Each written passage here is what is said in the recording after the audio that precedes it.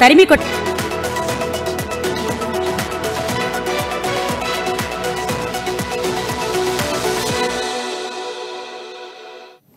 నమస్తే, welcome to reporters times. నేను వారు. సో మనం నిత్యం చూస్తూ ఉన్నాము తెలంగాణ రాష్ట్రంలో ఎలాంటి చర్చలు అపచర్చలు జరుగుతూ ఉన్నాయో మాటల యుద్ధం కూడా జరుగుతూ ఉంది. సో వాటిని గురించి వివరించడానికి మా ప్రతినిధులు అయితే సిద్ధంగా ఉన్నారు. మొదటగా చూసుకున్నట్లయితే అధికార పార్టీ ఎప్పుడు కూడా ప్రతిపక్ష పార్టీ ధర్నాలు చేస్తూ ఉంటే కొంత చూస్తూ ఉండడానికి కూడా బాగుంటుంది, చేసే వాటిలో కూడా కొంత నిజం ఉంది అనుకోవచ్చు. ఇప్పుడు వింతగా విచిత్రంగా అధికార పార్టీ ధర్నాలు చేస్తూ ఉంది బికాజ్ రేవంత్ రెడ్డి చేసిన వ్యాఖ్యలకు. సో రేవంత్ రెడ్డి చేసిన వ్యాఖ్యలు 3 గంటల కరెంటు, ఉచిత కరెంట్ అన్న, రైతులకు సరిపోదన్న వ్యాఖ్యల్ని అస్త్రంగా మార్చుకుని ఎలక్షన్స్కి వెళ్ళాలన్న బీఆర్ఎస్ అంచనాలు కూడా తారుమారైపోయాయి. అయితే పొలిటికల్ డ్యామేజ్ చేయాలనుకున్న గులాబీ ప్రయత్నాలు చేస్తే అది ఫెయిల్ అయిపోయిందని గట్టిగా చెప్పుకోవచ్చు.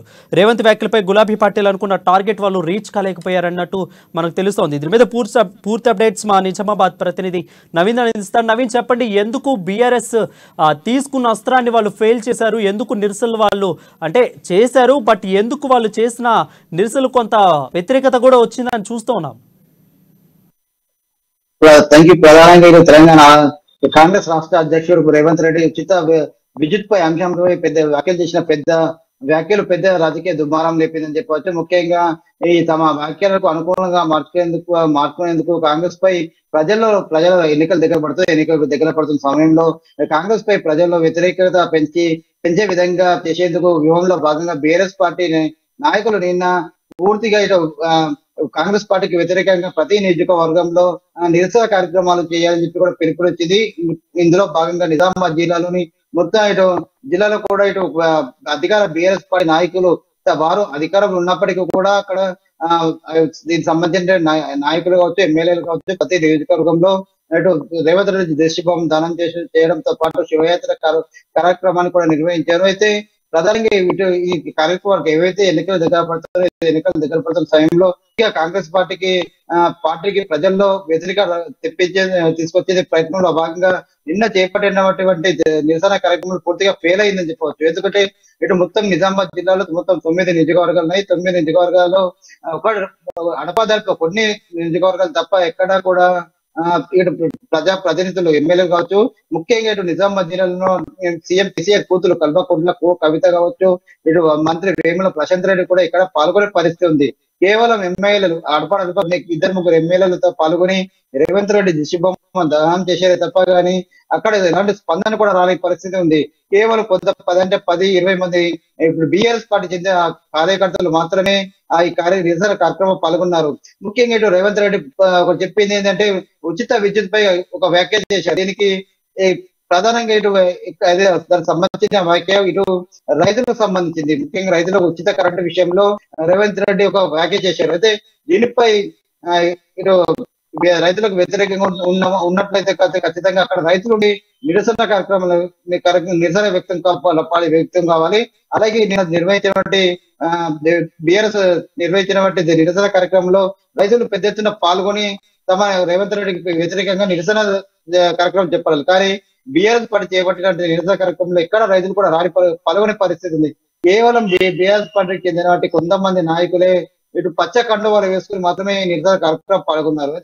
అంటే నిరసన కార్యక్రమంలో వేరే అధికారిక కార్యక్రమంలో పాల్గొంటే గులాబీ కండు వేసుకుని నిరసన కార్యక్రమంలో పాల్గొనడం, రైతుకు సంబంధించినటువంటి కార్యక్రమంలో పాల్గొనాలనుకుంటే కేవలం రైతు సంబంధించిన పచ్చ కండువ వేసుకుని మాత్రమే తాము రైతులం అంటూ కూడా నిరసన కార్యక్రమంలో పాల్గొనడం జరిగింది. అయితే దీనిపై కూడా రైతులను కూడా ఎలాంటి మద్దతు కూడా రాని పరిస్థితి ఉంది. అయితే కేవలం కర్ణాటక ఎన్నికల తర్వాత రోజుకు ఉమ్మడి నిజామాబాద్ జిల్లాలో కాంగ్రెస్ పార్టీకి బలపడుతూ వస్తుంది. అనేక మంది కూడా వివిధ పార్టీలకు చెందినటువంటి నాయకులు కావచ్చు, కార్యకర్తలు కావచ్చు, పెద్ద ఎత్తున కాంగ్రెస్ పార్టీలోకి చేరుతున్నారు. ముఖ్యంగా అధికార బీఆర్ఎస్ పార్టీ చెందినటువంటి చాలా మంది కార్యకర్తలు కూడా మాజీ మంత్రి సుదర్శన్ రెడ్డి కావచ్చు, అక్కడ కామారెడ్డి జిల్లా చెందినటువంటి షబ్బీర్ అలీ, ఇద్దరు నాయకుల ఆధ్వర్యంలో అనేక మంది చేరుతున్న పరిస్థితి ఉంది. అదే రానున్న రోజుల్లో ఖచ్చితంగా ఇలాగే కొనసాగితే మాత్రం అధికార పార్టీకి తమ పార్టీకి పూర్తిగా ఎదురు దెబ్బ తగులుతుందనే ఉద్దేశంతోనే కేవలం ప్రజల్లో ఉన్నందుకు మాత్రమే ఇలాంటి కార్యక్రమాలు చేపడుతున్నట్టు కూడా స్పష్టంగా తెలుస్తుంది. ఎక్కడ కూడా రైతులు పాల్గొనడంతో పూర్తిగా ఇది ఫెయిల్ అయిన పరిస్థితి మాత్రం స్పష్టంగా కనిపిస్తుంది. రైట్. అయితే నవీన్ చూసుకున్నట్లయితే రేవంత్ రెడ్డి చేసిన వ్యాఖ్యలు ఏవైతే ఉన్నాయో వాటికి ఆయన ఇచ్చిన ప్రెస్ మీట్ మనం చూసే ఉన్నాం దాదాపు. సో అక్కడ రెండు మాటలు అయితే మాట్లాడారు. అవినీతిని బయటికి తీస్తాను, కరెంటులో జరిగిన అవినీతిని. రెండోది వచ్చేసరికి ఎవరెవరు చేస్తారో బయటికి తీస్తాను, వెలికి తీస్తాను అన్నారు. సో ఈ రెండింటికి ఎందుకు బీఆర్ఎస్ పార్టీ ఇంకా స్పందించలేకపోయింది? అంటే మొన్న జరిగిన ప్రెస్ మీట్కి ఇవాళ వరకు ఎందుకు స్పందించలేకపోయింది? అంటే వాళ్ళు ఒక విధంగా చూసుకున్నట్లు ఒప్పుకున్నట్టేనా?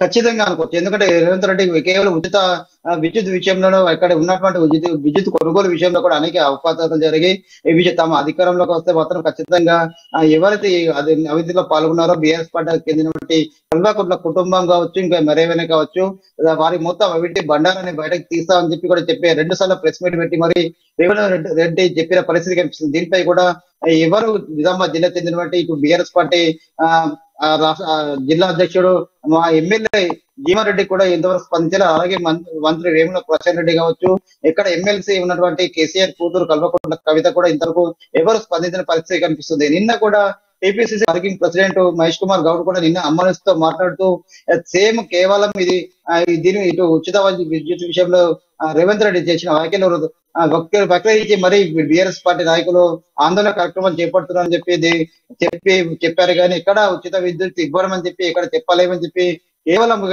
ఇటు రైతుల నుండి రోజు రోజుకు ఇటు రైతు బంధు కావచ్చు, రైతులకు ఉచిత విద్యుత్ కావచ్చు, చాలా విషయంలో రైతు బీమా కావచ్చు, ఎలాంటి ఇచ్చిన హామీల విషయంలో కూడా బీఆర్ఎస్ పార్టీ పూర్తిగా మాట దాట వేసింది. ఎక్కడ ఇవ్వని పరిస్థితి, ఎక్కడ రానున్న ఎన్నికల్లో ఇటు రైతులకు సంబంధించిన ఓటు ఎక్కడ తమ పార్టీకి రాదన్న ఉద్దేశంతోనే అక్కడ ఎలక్షన్ల దగ్గర పడటంతో రైతుల నుండి ఓట్లు కొల్లగొట్టేందుకు ఇలాంటి డ్రామాలు ఆడుతుందని చెప్పి కూడా మహేష్ కుమార్ చెప్తున్న పరిస్థితి కనిపిస్తుంది. అయితే దీనిపై ఖచ్చితంగా తమ అధికారంలోకి వస్తాం, అధికారం వచ్చిన తర్వాత కూడా ఏదైతే ఇటు కరెంటు కొనుగోలు విషయంలో జరిగిన అవినీతిపై ఖచ్చితంగా తాము బయట పెడతామని చెప్పి వారికి శిక్ష పడేలా చేస్తామని కూడా చెప్పిన పరిస్థితి కనిపిస్తుంది. దీనిపై కూడా ఇంతవరకు అధికార పార్టీ చెందిన ఏ నాయకులు కావచ్చు, మంత్రులు కావచ్చు, ఎమ్మెల్సీ కవిత కావచ్చు, ఎవరు కూడా స్పందించిన పరిస్థితి మాత్రం కనిపిస్తుంది.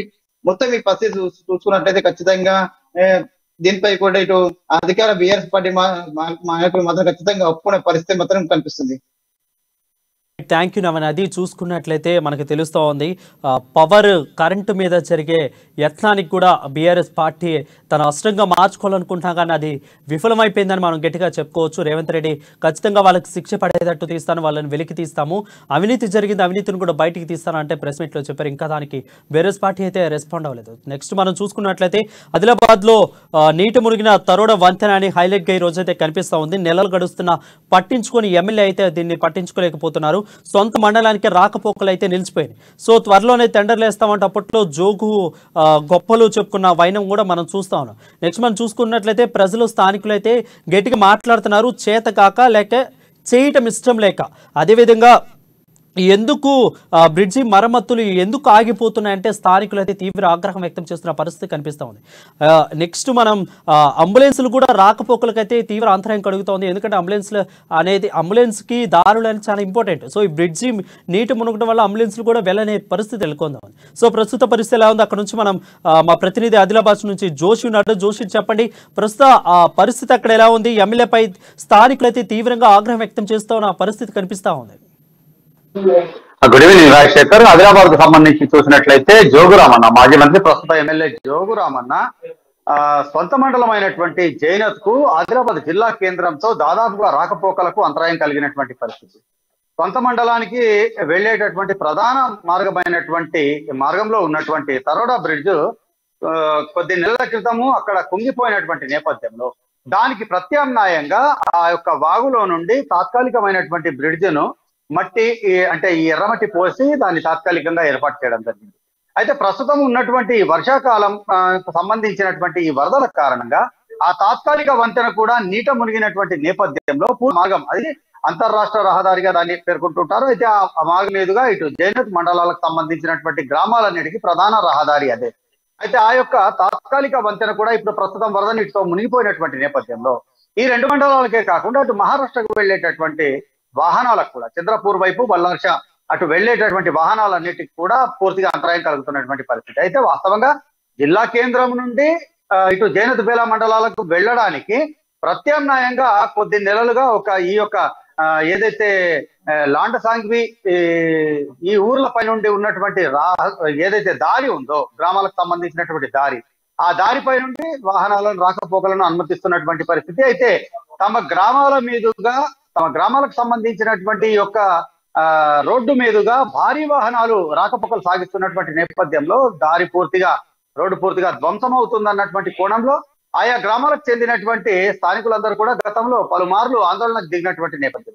అయితే ప్రస్తుతం అయితే వర్షాలు కురుస్తున్నటువంటి వర్షాకాలమైనటువంటి నేపథ్యంలో ఈ యొక్క రాకపోకల కారణంగా ఆ యొక్క రహదారి పూర్తిగా మళ్ళీ ఇంకా ఎక్కడ ధ్వంసం అవుతుందో అన్నటువంటి ఆందోళన ఒకవైపు ఆయా గ్రామాలకు ప్రజలకు ఉన్నటువంటి నేపథ్యంలోనే మళ్ళీ తరుణానికి సంబంధించినటువంటి ఈ యొక్క తాత్కాలిక వంతెన ఏదైతే ఏర్పాటు చేశారో అది వరద నీటిలో మునిగిపోవటం అనేటటువంటిది చాలా ఇబ్బందికరంగా మారినటువంటి పరిస్థితి.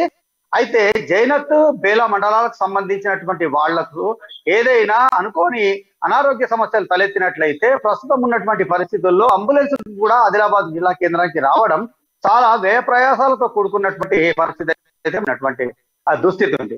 ఇక మరోవైపు చూసుకున్నట్లయితే అప్పట్లో అంటే దాదాపుగా ఈ యొక్క కర్ణం బ్రిడ్జ్ కుంగిపోయి దాదాపు 4.5 నెలలు గడుస్తున్నటువంటి నేపథ్యం.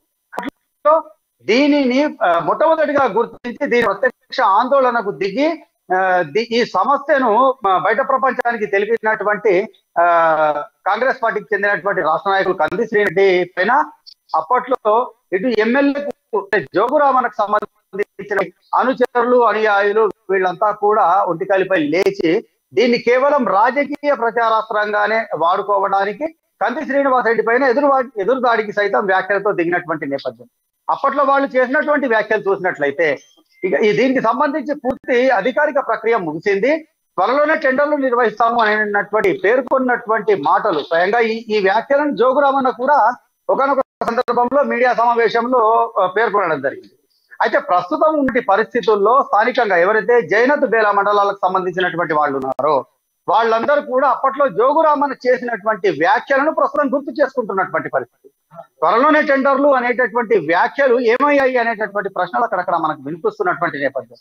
అయితే ఒకవేళ ఇప్పుడు వర్షాకాలం ఇప్పుడప్పుడే మొదలైనటువంటి నేపథ్యంలో కేవలం 1 మాసం మాత్రమే ముగిసినటువంటి వర్షాకాలం రాబోయే కొద్ది నెలల పాటు కూడా వర్షాలు కురిసేటటువంటి అవకాశాలు ఇంతకంటే ఎక్కువ వర్షాలు కురిసేటటువంటి అవకాశాలు ఉన్నటువంటి నేపథ్యంలో ఒకవేళ రాబోయే రోజుల్లో కనుక ఇంతకు మించినటువంటి వరద నీరు అక్కడికి చేరుకున్నట్లయితే మాత్రం పరిస్థితి మరింత తీవ్ర రూపం దాల్చేటటువంటి అవకాశాలు ఉంటాయి. అయితే ఇప్పుడే ప్రశ్నిస్తున్నటువంటి గొంతుకలు ఏవైతే ఉన్నాయో ఇటు జైనత్ బేలా మండలాలకు సంబంధించినటువంటి ప్రశ్నిస్తున్నటువంటి వ్యక్తుల సంఖ్య మరింతగా అధికమయ్యేటటువంటి అవకాశాలు కూడా స్పష్టంగా ఉంటున్నటువంటి నేపథ్యం. అయితే ఇదే సమయంలో ఇటు జిల్లా కేంద్రం కావచ్చు పూర్తిగా నియోజకవర్గ వ్యాప్తంగా ఉన్నటువంటి జనాలలో ఒక ప్రధాన చర్చ నడుస్తున్నటువంటి నేపథ్యం. రాజశేఖర్ సొంత మండలానికి రాకపోకలు నిలిచిపోయి నెలలు గడిస్తున్నా కూడా పట్టించుకోనటువంటి ఎమ్మెల్యే జోగురామన్న ఇక నియోజకవర్గ వ్యాప్తంగా ఉన్నటువంటి సమస్యలను తీర్చగలుగుతాడా అనేటటువంటి చర్చ కొనసాగుతున్నటువంటి నేపథ్యం. ఇక మరోవైపు చూసుకున్నట్లయితే సొంత మండలానికి సంబంధించినటువంటి రాకపోకల సమస్యలను జోగురామన్న తీర్చడం చేతగాదా లేకపోతే చేయలేకపోవటమా అనేటటువంటి అనుమానాలు ప్రశ్నలు కూడా వినిపిస్తున్నటువంటి నేపథ్యం. ఒకవేళ చేత కాదు అని అనుకుంటే కనుక ఆయన అసమర్థుడిగా భావించేటటువంటి పరిస్థితి ప్రజలందరూ కూడా. ఒకవేళ చేయటం ఇష్టం లేదు అని అనుకుంటే స్థానిక సమస్యలపైన తన సొంత మండలానికి సంబంధించినటువంటి సమస్యల పరిష్కారంలో ఆయనకి ఏమాత్రం చిత్తశుద్ధి లేదు అనేటటువంటి విషయం స్పష్టమవుతుంది. కానీ ఈ 2 ప్రశ్నల్లో ఏదో ఒకటి మాత్రమే ఆయన అనుసరించాల్సినటువంటి పరిస్థితి. ఒకవేళ రాబోయే రోజుల్లో కనుక ఈ ప్రశ్నలు మరింతగా ఉధృతమై తీవ్ర రూపం దాల్చి మరింతగా ఎక్కువ అయ్యేటటువంటి నేపథ్యంలో ఖచ్చితంగా జోగురామన్న ఏదో ఒక విషయాన్ని స్పష్టత మాత్రం ఇవ్వాల్సినటువంటి పరిస్థితి ఉంటుంది. అంటే వ్యాఖ్యల ద్వారా కాకపోయినా చేతల ద్వారానైనా స్పష్టత ఇవ్వాల్సినటువంటి అవసరం ఖచ్చితంగా ఉంది. అయితే అటువంటి సందర్భంగా ఇంకా వస్తే జోగురామన్న ఏం చేయగలుగుతారు, ఏం చేస్తారు అనేటటువంటి ఇప్పుడు సర్వత్రా ఆసక్తికరంగా మారినటువంటి పరిస్థితి. రాజశేఖర్ చూసుకున్నట్లయితే ప్రభుత్వం అనేది అధికారులు అనేవాళ్ళు శాశ్వతమైన వారు. పార్టీ అనేది 5 సంవత్సరాలకు ఒకసారి మారిపోతూ ఉంటుంది, కానీ అధికారులు అయితే నిలకడగా ఖచ్చితంగా ఉండేవాళ్ళు అక్కడ. సో అక్కడ ఉన్న స్థానిక ప్రజలు లేదా స్థానికులు అధికారులకు ఏమైనా ఫిర్యాదు చేస్తారా, ఇలా జరుగుతుంది, మాకు ఇలాగ రహదారి లేదు, వంతెనలు కూలిపోతున్నాయి, ఒకవేళ ఫిర్యాదు చేసినట్లయితే అధికారులు ఎందుకు స్పందించలేకపోయారు? అయితే రైట్, వాస్తవంగా ఈ విషయానికి సంబంధించి ఇటు స్పష్టత కొంత కొరవడినటువంటి నేపథ్యంలో దీన్ని మసిపూసి మారేడుకాయ చేసి తమకు అనుకూలంగా మర్చుకునేటటువంటి ప్రయత్నము అధికార బిఎస్ పార్టీకి చెందినటువంటి ద్వితీయ శ్రేణి నాయకులు కావచ్చు, ఎమ్మెల్యేకి సంబంధించిన వ్యక్తులు కావచ్చు, గతంలోనే చేయడం జరిగింది.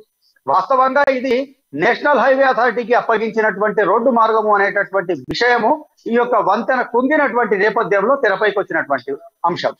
అయితే దీన్ని స్వయంగా అధికార పార్టీకి చెందినటువంటి ప్రస్తుత డిసిసిబి అధ్యక్షుడు కూడా తన ప్రెస్ మీట్ లో అంగీకరించినటువంటి నేపథ్యం. అయితే మళ్ళీ ఆ తర్వాత మీడియాతో మాట్లాడుతున్నటువంటి సందర్భంలో దీనికి సంబంధించి ఆర్ఎండ్బి అధికారులకు పూర్తిగా నివేదిక సమర్పించడం జరిగింది, దీనిపైన పూర్తి వివరాలు తెలియజేయడం జరిగిందని చెప్పి ఆయన పేర్కొనడం అనేటటువంటిది ఇక్కడ ద్వంద్వనీత లేకపోతే వాళ్లకు అవగాహన రాహిత్యం అనేటటువంటిది మరో విషయం. అయితే దీనిపైన ఆర్ఎండ్బికి సంబంధించినటువంటి అధికారులు గతంలోనే అంటే అక్కడ బ్రిడ్జి వద్దకు వెళ్ళడం జరిగింది, దాని పరిశీలన కూడా పూర్తయింది. దాని తర్వాతనే దీనికి సంబంధించినటువంటి టెండర్ల ప్రక్రియ త్వరలోనే ముగుస్తుంది, దాని తర్వాత ఈ యొక్క పనులు మొదలవుతాయి అనేటటువంటి ప్రకటన అధికార పార్టీ అయినటువంటి నాయకుల ద్వారా వెలువడినటువంటి నేపథ్యం. అయితే ఇప్పుడున్నటువంటి పరిస్థితుల్లో అధికారులందరూ కూడా అధికార పార్టీకి చెందినటువంటి ముఖ్యుల మాట మాత్రమే వింటున్నటువంటి పరిస్థితి మనకు పూర్తిగా స్పష్టంగా తెలుస్తున్నటువంటి నేపథ్యం. అయితే ఇటువంటి సందర్భంలో వాళ్ళు ఒకవేళ సత్వర చర్యలు చేపట్టాలన్నటువంటి ఒక చిత్తశుద్ధితో కనుక ఎమ్మెల్యే జోగురామన్న ఉన్నట్లయితే ఇదివరకే తరుణం బ్రిడ్జికి సంబంధించినటువంటి మరమ్మతు చర్యలు ఏపాటిగా మొదలయ్యేటటువంటి అభిప్రాయాలు కూడా లేకపోలేదు. కానీ ఎమ్మెల్యే జోగురామన్న చిత్తశుద్ధి లోపం కారణంగానే ఈ యొక్క సమస్య ఇంత ప్రొలాంగ్ అవుతోంది, ఇంత సుదీర్ఘ కాలంగా నెలల తరబడి ఇది ఇట్లాగే మగ్గుతోంది అనేటటువంటి అభిప్రాయాలు కూడా లేకపోయినటువంటి పరిస్థితి. అయితే ఈ రెండు అభిప్రాయాల్ని కనుక చూసుకున్నట్లయితే వాస్తవంగా అధికారులందరూ కూడా అధికార పార్టీకి సంబంధించినటువంటి వాళ్ళ మాట జవదాటనటువంటి పరిస్థితుల నేపథ్యంలో ప్రజలకు సంబంధించినటువంటి ప్రజల నుండి వ్యక్తమవుతున్నటువంటి అభిప్రాయాలను కనుక మనం క్రోడీకరించి చూసినట్లయితే జోగురామన్నకు ఈ యొక్క తనం బ్రిడ్జ్ సమస్యను పరిష్కరించడంలో చిత్తశుద్ధి లేదు అనేటటువంటి విషయం మాత్రం కొంత మనకు బలపడుతున్నట్లుగా తెలుస్తుంది. Rajasekhar right, thank you Joshi. చూసుకున్నట్లయితే అది పరిస్థితి. జిల్లా సొంత నియోజకవర్గంలో సొంత స్థానికంగా ఉన్న దాంట్లో కూడా సమస్యలను తీర్చలేని పరిస్థితి జోగురామన్నకు ఉంది అని స్థానికులైతే తీవ్రంగా విమర్శిస్తున్న పరిస్థితి అయితే కనిపిస్తూ ఉంది. చూడాలి నెక్స్ట్ 3 నెలల్లో జోగురామన్నకు పట్టం కడతారో లేదా తిరస్కరిస్తారో స్థానికులు అనేది మనం వేచి చూడాల్సిందే. నెక్స్ట్ మనం చూసుకున్నట్లయితే మెదక్లో ఒక హాట్ టాపిక్గా కనిపిస్తుంది. యువతకు గాలం వేస్తున్నట్లు బీఆర్ఎస్ బీజేపీ పార్టీలు. ఎందుకంటే గత కొన్ని రోజుల నుంచి కాంగ్రెస్ ఆరోపిస్తున్న మాట చూస్తున్నాం, బీజేపీకి బి టీం బీఆర్ఎస్ అని ఆరోపిస్తున్న మాట అది ఎంతవరకు నిజమో వాళ్ళు అయితే క్లారిటీ ఇస్తున్నారు, కానీ మనం చూస్తూ ఉంటే స్పష్టంగా తెలుస్తూ ఉంది. యువతను మచ్చిక చేసుకునేందుకు అయితే కొత్త పద్ధతులు అయితే వాళ్ళు అవలంబిస్తున్నట్లయితే మనకు తెలుస్తోంది. 18 సంవత్సరాలు నిండిన ప్రతి ఒక్కరికి డ్రైవింగ్ లైసెన్స్ ఇప్పించిన పనిలో అయితే లీడర్లో పడ్డట్లయితే తెలుస్తూ ఉంది. దుబ్బాకలో లైసెన్స్ ఇప్పిస్తున్నారు రఘునందన్ రావు, అదేవిధంగా కొత్త ప్రభాకర్, వీళ్ళిద్దరు కూడా దగ్గరుండి కూడా ప్రత్యేకంగా డ్రైవింగ్ లైసెన్స్లు అయితే ఇప్పిస్తూ ఉన్నట్లు మనకు తెలుస్తోంది. చూసుకున్నట్లయితే దీని మీద పూర్తి అప్డేట్స్ మా మెదక్ నుంచి సునీల్ అందిస్తారు. సునీల్, చెప్పండి ప్రస్తుత పరిస్థితి అక్కడ ఎలా ఉంది? అంటే కొత్తగా అంటే డిఫరెంట్గా చేసి ప్రజల్ని ఆకట్టుకోవాలని చూస్తున్నారా అక్కడ?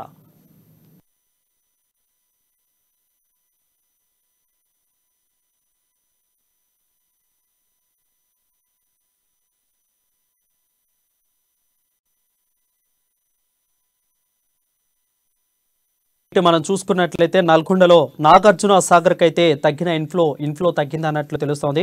నీటి మట్టం కూడా పడిపోయినట్లయితే క్లియర్గా మనకు తెలుస్తోంది. రైతులు కూడా ఎదురు చూస్తూ ఉన్నారు. సాగర్ ఆనకట్టలో నీటి కోసం అయితే రైతులు తీవ్రంగా ఎదురు చూస్తున్న పరిస్థితి నెలకొంది. ఎందుకంటే నాగార్జున సాగర్ అటు ఆంధ్రప్రదేశ్ కానీ ఇటు తెలంగాణ కూడా రెండింటికి ఒక గుండెకాయ లాంటిది. ఎందుకంటే రైతులు కూడా అక్కడ నుంచే నీళ్లు వస్తా ఉన్న పరిస్థితి నెలకొంది. రైతులు కూడా తీవ్రంగా ఎదురు చూస్తున్న పరిస్థితి నెలకొందా ఉంది. దీని మీద పూర్తి అప్డేట్స్ మా ప్రతినిధి కిరణ్ అందిస్తాడు. కిరణ్, చెప్పండి, నల్గొండ నుంచి మా కిరణ్ అందిస్తారు. వరుణ్, ఏదైతే ఆంధ్రలో అన్నపూర్ణగా పేరుగాంచినటువంటి నాగార్జున సాగర్ లో ప్రస్తుతం నీటి మట్టం డెడ్ స్టోరేజ్ కి చేరుకుంది.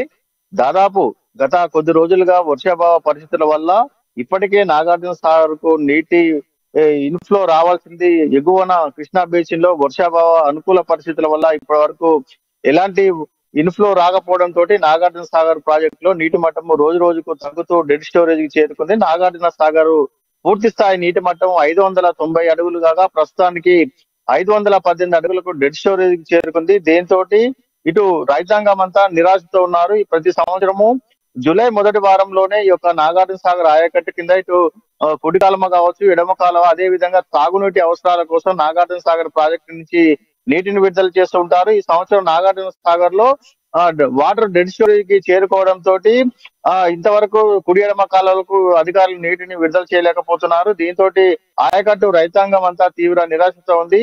ఎగువ ప్రాంతాల నుంచి కురిసినట్లయితేనే ఇటు జూరాల కావచ్చు, నారాయణపూర్, అల్మట్టి ఈ డ్యాములన్నీ కూడా ఇప్పుడు ప్రస్తుతానికైతే వర్షాభావ అనుకూల పరిస్థితుల వల్ల అన్ని కూడా నీటి లేక విలువలాడుతున్నాయి. దీంతో ఎగువ ప్రాంతాల నుంచి ఇన్ఫ్లో రాకపోవడంతో నాగార్జున సాగర్ లో డ్యామ్ లో కూడా నీరైతే రోజు రోజుకు తగ్గుకుంటూ డెడ్ స్టోరేజ్ వచ్చింది. దీంతో ఇటు కేవలం సాగర్ అధికారులు తాగునీటి అవసరాల కోసమే కొంతమేర నీటిని విడుదల చేస్తున్నప్పటికీ పూర్తి స్థాయిలో నిన్న తర్వాతే ఆయకట్టుకు విడుదల చేసే అవకాశాలు ఉన్నాయి.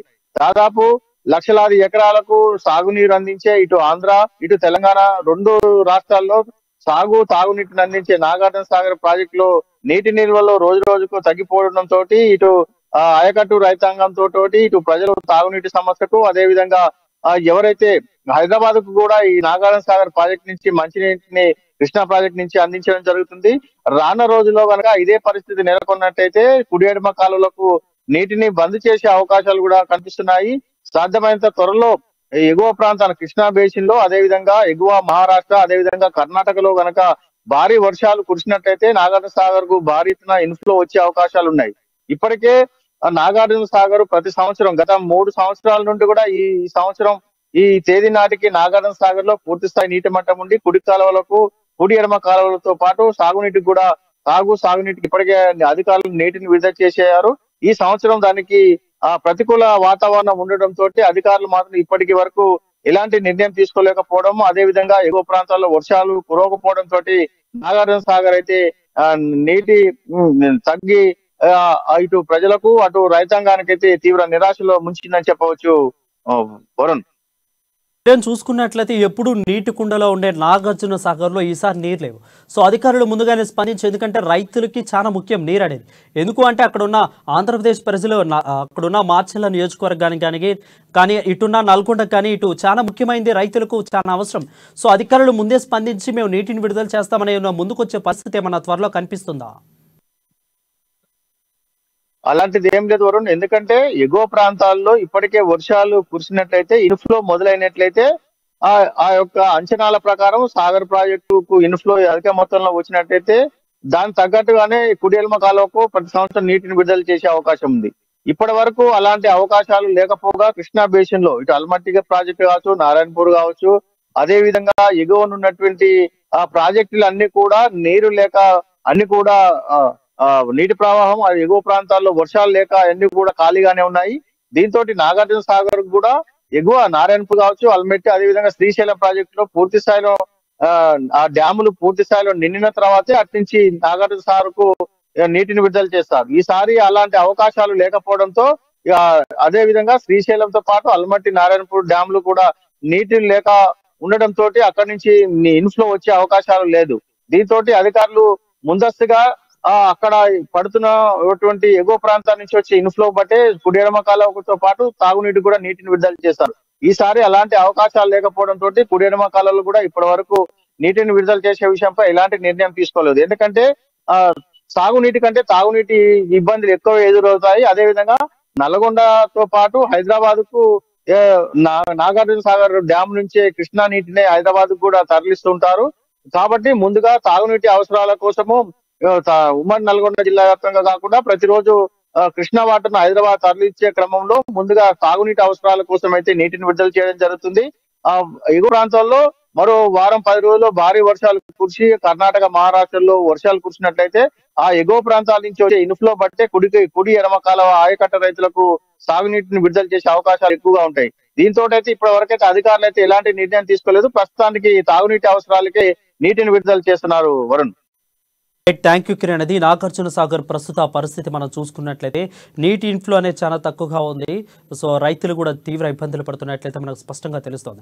నెక్స్ట్ మనం చూసుకున్నట్లయితే బ్యాక్ టు ది సబ్జెక్ట్, యువతకు గాలం వేస్తున్నట్లు బీఆర్ఎస్ బీజేపీ నాయకులైతే యువతకు గాలం వేస్తున్నట్లయితే తెలుస్తోంది. పక్కన కూర్చొని దగ్గరుండి కూడా రఘునందన్ రావు అదేవిధంగా కొత్త ప్రభాకర్ దుబ్బాకలో యువతకు 18 సంవత్సరాల నిండిన ప్రతి ఒక్కరికి కూడా అక్కడ ఉండి డ్రైవింగ్ లైసెన్స్ ఇప్పిస్తున్నట్లయితే తెలుస్తోంది. ప్రస్తుత పరిస్థితిని తెలుసుకుందాం. మెదక్ నుంచి సునీల్ లైవ్ లో అందుబాటులో ఉన్నారు. సునీల్ చెప్పండి, ప్రస్తుతం అక్కడ ఎంతమందికి ఇచ్చారు, అదేవిధంగా ఎందుకు ఇలాంటి స్టంట్ చేస్తున్నారు, ఎన్నికల్లో ఒక భాగం అని చెప్పుకోవచ్చా? అసెంబ్లీ ఎన్నికలు త్వరలో రానున్న నేపథ్యంలో ఇటు బీఆర్ఎస్ పార్టీ కానివ్వండి, ఇటు బీజేపీ పార్టీ నేతలు కొత్త పందాను ఎంచుకున్నారని చెప్పవచ్చు. ముఖ్యంగా యువతను మచ్చిగా చేసుకునేందుకు కూడా ప్రత్యేక పథకాన్ని వీరు రూపొందించారని చెప్పవచ్చు. సిద్దిపేట జిల్లా దుబ్బాకలో చూసుకున్నట్లయితే బీజేపీ ఎమ్మెల్యే రఘునందన్, అదేవిధంగా మెదక్ ఎంపీగా ఉన్నటువంటి బీఆర్ఎస్ నేత కొత్త ప్రభాకర్ రెడ్డి కూడా యువతకు, ముఖ్యంగా 18 సంవత్సరాలు నిండిన యువకులకు సొంత డబ్బులు వెచ్చించి ప్రత్యేక మేళాలు ఏర్పాటు చేసి డ్రైవింగ్ లైసెన్స్లు ఇప్పిస్తామని చెప్పి కూడా గత వారం రోజులుగా మేళాలు నిర్వహిస్తున్నటువంటి పరిస్థితి ఉంది. ఈ నేపథ్యంలో బీఆర్ఎస్ నేతలు కానివ్వండి లేదా బీజేపీ ఎమ్మెల్యే రఘునందన్ ఇద్దరు కూడా ఒకే రకమైనటువంటి పాల్పడడం, ఇద్దరు కూడా ఒకటే నియోజకవర్గం ఇదే కార్యక్రమం చేపట్టడం పట్ల తీవ్రమైనటువంటి చర్చ జరుగుతుందని చెప్పవచ్చు. ఎందుకంటే బీఆర్ఎస్ బీజేపీ రెండు కూడా ఒకరినొకరు పడని నేపథ్యంలో, ప్రత్యర్థులుగా ఉన్న నేపథ్యంలో ఒకరిపై ఒకరు విమర్శలు చేసుకుంటూ ఉంటారు. మనం చూసుకున్నట్లయితే సీఎం కేసీఆర్ కూడా ప్రధాని మోదీ సహా బీజేపీ నేతలు కూడా తూర్పాడబడుతుంటారు. ఈ నేపథ్యంలో ఇద్దరు కూడా ఒకటే నియోజకవర్గంలో ఒకటే రకమైనటువంటి పథకాన్ని చేపట్టడం ఒక రకంగా మనం చర్చనీయాంశంగా ఉందని చెప్పి కూడా చెప్పవచ్చు. అదే విధంగా తాజాగా Medak MLA Padma Devender Reddy, Andole MLA BRS MLA Chati Kranti Kiran కూడా ఇదే పథకాన్ని టేక్ ఓవర్ చేశారని చెప్పవచ్చు. యువతకు డ్రైవింగ్ లైసెన్స్ ఇప్పించే పనిలో పడ్డారు. ప్రత్యేక మేళాలను ఏర్పాటు చేసి కూడా ఇద్దరు బీఆర్ఎస్ నేతలు, ఇద్దరు బీఆర్ఎస్ ఎమ్మెల్యేలు కూడా డ్రైవింగ్ లైసెన్స్లు ఇప్పిస్తున్నటువంటి పరిస్థితిని, సొంతంగా నిధులను వెచ్చించి వారికి డ్రైవింగ్ లైసెన్స్ ఇప్పిస్తున్నారు. మెదక్ లో చూసుకున్నట్లయితే పద్మా దేవేంద్ర రెడ్డి సైతం యువకుల నుంచి ఫామ్లు సేకరించి ఆమె వాళ్ళ ఫామ్లను కూడా ఫిల్అప్ చేసి డ్రైవింగ్ లైసెన్స్ ఇప్పించే పనిలో పడ్డారు. అయితే యువత కింద చూసుకున్నట్లయితే తెలంగాణ వ్యాప్తంగా కూడా బీఆర్ఎస్ ప్రభుత్వంపై ఆసక్తి చూపడం లేదు, ఒక ఇంత వ్యతిరేకతతో ఉంది. ఎందుకంటే నిరుద్యోగులు పెద్ద ఎత్తున కూడా తెలంగాణ రాష్ట్రంలో ఉన్నారు, వారికి ఉద్యోగ కల్పన లేనటువంటి పరిస్థితి ఉంది. టీఎస్పీఎస్ పేపర్ లీకేజ్ కూడా ప్రభుత్వానికి, అటు బీఆర్ఎస్ పార్టీకి కొంత ఇబ్బంది కలిగించే నేపథ్యం ఉంది. వీటన్నిటిని కూడా యువతను మచ్చిక చేసుకునేందుకు డ్రైవింగ్ లైసెన్స్ పథకాన్ని కూడా, ఉచిత డ్రైవింగ్ లైసెన్స్ పథకాన్ని కూడా వీళ్ళు తీసుకున్నారని చెప్పవచ్చు. కానీ అది వరకు ఏ మేరకు ఉపయోగపడుతుందో మాత్రం ఎన్నికలు అయ్యాక మాత్రం తెలియనుంది. వరుణ్, అయితే సునీల్ చూసుకున్నట్లయితే కర్ణాటక ఫలితాల తర్వాత తెలంగాణ రాష్ట్రంలో రాజకీయ పరిణామాలు అనేవి అటు ఇటుగా మారిపోయినాయి. సో బీఆర్ఎస్ కానీ బీజేపీకి కానీ కొంత తీవ్రమైన అసంతృప్తులు అనేది వ్యక్తమవుతా ఉన్నాయి. సో అందులోనే ఖచ్చితంగా ఈసారి ఎలక్షన్స్లో ఇద్దరు కూడా నెగ్గాలి అనే విషయంలో వీళ్ళిద్దరూ ఇలాంటి స్టంట్లకి, ఇలాంటి కొత్త విధానాలకి అవకాశం ఇస్తున్నారా? మనకున్న సమాచారం మేరకైతే రాష్ట్ర వ్యాప్తంగా అయితే మొదటిసారిగానే ఇక్కడ ఉమ్మడి మెదక్ జిల్లాలో ఈ కార్యక్రమాన్ని వీరు చేపట్టారని చెప్పవచ్చు. అయితే ఒకే రకమైనటువంటి కార్యక్రమాన్ని అటు బీజేపీ, ఇటు బీఆర్ఎస్ ఎంపీ, బీజేపీ ఎమ్మెల్యే ప్రారంభించిన నేపథ్యంలో అది ఉమ్మడి మెదక్ జిల్లాలోని అన్ని నియోజకవర్గాలకు పాకుతున్నటువంటి పరిస్థితి ఉంది. అయితే మీరు అన్నట్టుగా కర్ణాటక ఎన్నికలు ఒక రకంగా బీఆర్ఎస్ కు, అదేవిధంగా బీజేపీకు వణుకు పుట్టిస్తున్నాయని కూడా చెప్పవచ్చు. ఎందుకంటే ఆ ఫలితాల్లో కాంగ్రెస్ పార్టీ క్లీన్ స్వీప్ చేసింది, అదేవిధంగా అక్కడ ఉన్నటువంటి బీజేపీని పూర్తిగా తుడిచిపెట్టినటువంటి నేపథ్యం మనం చూసాం. అయితే ఈ ఘటనకు సంబంధించి అయితే మనం చూసుకున్నట్లయితే యువతను మచ్చిగా చేసుకునేందుకైతే వీరు ఈ పథకాన్ని ప్రారంభించినప్పటికీ కూడా ఇంకా అనేక రకమైనటువంటి పథకాలు, వివిధ వర్గాలను వారిని మచ్చిగా చేసుకునేందుకు ఇంకా చాలా రకాల పథకాలు వీళ్ళు రూపొందిస్తున్నటువంటి పరిస్థితి కూడా ఉందని చెప్పి కూడా మనకు ప్రత్యేకంగా సమాచారం అందుతున్నటువంటి పరిస్థితి. మరోవైపు అన్ని వర్గాలను కూడా వీరు దగ్గర తీసి వివిధ రకాల పథకాలతో ముందుకెళ్లే పరిస్థితి ఉంది. మరోవైపు అటు వాళ్ళ పార్టీలు, అటు బీజేపీ కానివ్వండి, బీఆర్ఎస్ కానివ్వండి, ప్రత్యేకంగా రూపొందిస్తున్నటువంటి మేనిఫెస్టోను కూడా వీళ్ళు అమలు చేసే పరిస్థితి. మేనిఫెస్టోకి సంబంధించి కూడా ఎన్నికల ప్రచారంలో చెప్పే పరిస్థితి ఉంది. కానీ మేనిఫెస్టోకి ముందుగానే వీరు ఎన్నికల బరిలో దిగారని చెప్పవచ్చు. ఈ ఎన్నికల స్టంట్ భాగంగానే ఇట్లాంటి కార్యక్రమాలు చెప్పవచ్చు. ఎందుకంటే చాలా రోజుల నుంచి యువత అయితే తెలంగాణలో బీఆర్ఎస్ బీజేపీ పట్ల ముఖ్యంగా తీవ్రమైనటువంటి ఆగ్రహంతో ఉంది. ఇప్పటివరకు ఉద్యోగ కల్పనలో విఫలమైందని చెప్పి కూడా యువత చాలా సందర్భాల్లో ఆందోళన చేసినటువంటి పరిస్థితి ఉంది. ఇవన్నిటి నేపథ్యంలో కొత్త రకమైన పథకం తీసుకోవడం ఒకే అయితే ఇద్దరు నేతలు కూడా ఒకే రకమైన పథకాన్ని ఒక నియోజకవర్గంలో అమలు చేయడం కూడా తీవ్రమైనటువంటి చర్చనీయాంశమైంది. మరోవైపు ఎవరికి ఎవరు బీటీం అనేది కూడా రాజకీయ వర్గాల్లో చర్చనీయాంశం అవడంతో పాటు యువత కూడా ఆలోచిస్తున్నటువంటి పరిస్థితి ఉందని చెప్పవచ్చు. వరుణ్, అయితే సునీల్ చూసుకున్నట్లయితే ఈ డ్రైవింగ్ లైసెన్స్ అనేది ఒక రకంగా చెప్పుకుంటే మంచి పద్ధతి. సో ఇలాంటి మంచి చేసే ఒక ప్రక్రియని రాష్ట్రం మొత్తం అమలు చేస్తే రాష్ట్రం మొత్తం ఇప్పించే ప్రక్రియ మనకు కొనసాగే అవకాశాలు మనకు కనిపిస్తున్నాయా? అదే బీఆర్ఎస్ పార్టీ చీఫ్, అదేవిధంగా సీఎం కేసీఆర్ ఆదేశాలతో ఈ పథకాన్ని వీరు ప్రారంభించారా, లేదంటే వీళ్ళే సొంతంగా ఆలోచించి ఈ కార్యక్రమాన్ని చేపట్టారని మాత్రం ఇప్పటికీ తెలియని పరిస్థితి ఉంది. అయితే ఈ పథకము గులాబీ బాస్ కనుసన్నల్లోనే ప్రారంభం అయి ఉంటే రాష్ట్ర వ్యాప్తంగా కూడా అమలయ్యే అవకాశం ఉంటది.